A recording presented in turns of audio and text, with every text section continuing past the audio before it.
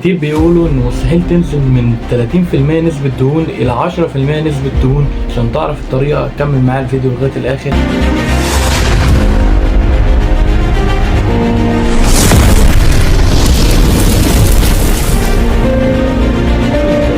غير ان نسبة دهون 30% بتخلي شكل الجسم مش احسن حاجة ومش شكلك شيك. اول حاجة ضعف اللياقة البدنية، تاني حاجة صعوبة الحركة، تالت حاجة شكل جسم سيء جدا. مدار الوقت بسبب نسبة دهونك العالية دي هيبقى معرض ان انت يجيلك مقاومة انسولين، معرض بعد مقاومة الانسولين ان انت تصاب بمرض السكر المزمن، معرض ان انت يجيلك جلطات في الاوعية الدموية، معرض لمشاكل كتير صحية مش هتنتهي معاك وكلها امراض مزمنه. اول نقطه، جسم الانسان عامل زي الميزان، لو دخلت له اكتر من اللي هو بيحرقه هتزيد، لو دخلت له اقل من اللي هو بيحرقه هتنزل في نسبه الدهون.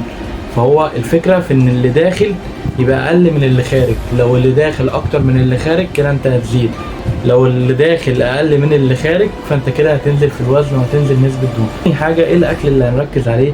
هنبدا نركز على البروتين. التكوينه بتاعته مليان احماض امينيه، الاحماض الامينيه دي بتاخد وقت كبير جدا في الهضم. انت العمليات الحيويه اللي بتحصل جوه جسمك بتاخد برضو بعض من السعرات اللي جسمك بيستهلكها، فده هيزود معاك الحرق. كل ما تدخل كميه بروتين عاليه كل ما هتزود نسبه الحرق. البروتين هينفعك ان كل ما زاد حجمك العضلي كل ما زاد حرقك. يعني مثلا حجمك انت من سنتين مقارنه بحجمك دلوقتي، حجمك دلوقتي هياخد كميه سعرات اكتر من غير فعل مجهود، يعني وانت قاعد بتحرق سعرات اصلا. ده الناس اللي عندها كتله عضليه. البروتين كده فادنا في ناحيتين، ان هو بياخد وقت كبير في الهضم. الاحماض الامينيه لما بتروح للعضلات وبتعمل عمليه استشفاء ده بياخد برضو من الماكروز وجسمك بيستهلكها على مدار اليوم، فده بالتالي بيسرع معاك الحرق. ثالث نقطه، تبدا تلعب هيت كارديو. في 3 انواع للكارديو، تمام؟ هيت، ميدل، لو. هبقى اعمل لكم حلقه مفصله عنه، تمام؟ احنا عايزين بقى عشان نحرق اكبر كميه دهون نعمل الهيت كارديو. الكباتن على حسب كل مدرب ومدرسته، وفي مدرب بيبقى بيحب مثلا يبقى دقيقتين قوه انفجاريه ومثلا 3 دقايق راحه، وفي مدرب يقول لك دقيقه انفجاريه و4 دقايق راحه، وفي مدرب يقول لك دقيقتين انفجاريه ودقيقتين راحه. كل مدرب بمدرسته، تمام؟ بس هي الفكره ان انت بتعمل مجهود بقوه انفجاريه باعلى ما عندك، وبعد كده بتريح، ما بتقعدش، بتبدا تتحرك ماشي خفيف. حتى انت لما توقف القوه الانفجاريه اللي انت عملتها دي، انت في ال3 دقايق التانيين انت جسمك لسه بيحرق سعرات ويستهلك سعرات. والهيت كارديو ليه فوائد كتير قوي غير حرق الدهون. ليه فوائد، بيدخل كميه اكسجين كبيره للرئه، بيوسع الرئه بتاعتك، بيطول نفسك، فهيفيدك في حاجات كتير غير حرق الدهون صحيا قبل شكل جسمك، تمام؟ دي ثالث نقطه.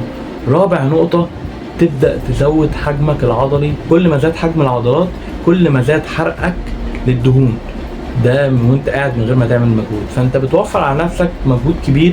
لما كل ما بتزيد حجم عضلات كل ما هتلاقي نفسك جسمك بيستهلك سعرات عشان يوصل المغذيات، عشان يعمل استشفاء للعضلات. خامس نقطة، انه الجسم بيستهلك كمية سعرات انت ما تتخيلهاش اثناء النوم. يعني جسمك وانت نايم يحرق اكتر من وانت بتلعب كارديو. المعلومة دي صحيحة، وعارف ان في ناس كتير قوي هتستغرب من اللي انا بقوله ده. انت النوم بيحرق سعرات حرارية عالية جدا، لانك وانت نايم الانسجة التالفة بتتصلح، بتعمل جسمك بيعمل استشفاء لعضلاتك، جسمك بيعمل استشفاء للمخ، بيعمل استشفاء للجسم كله. لو في التئام جروح، لو في اي حاجة، فانت وانت نايم جسمك بيحرق كمية سعرات كبيرة جدا. سادس نقطة هتساعدك في حرق الدهون، شربك للمية. جسمك 70% منه مية.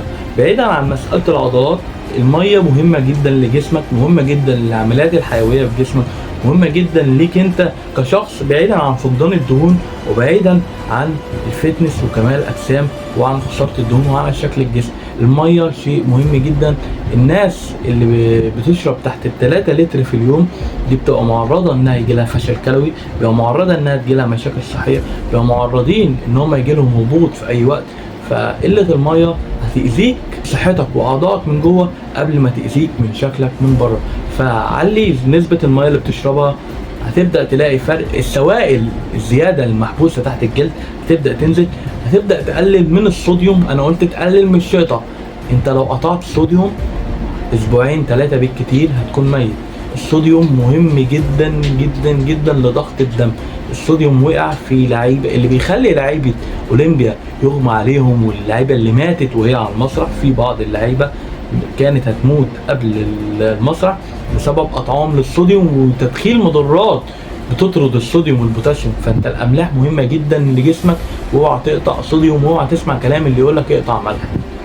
في نقطة كمان لازم تهتم بالقياسات بتاعت جسمك، مش هتهتم بميزانك بس، لا ده انت هتهتم بالقياسات بتاعت جسمك.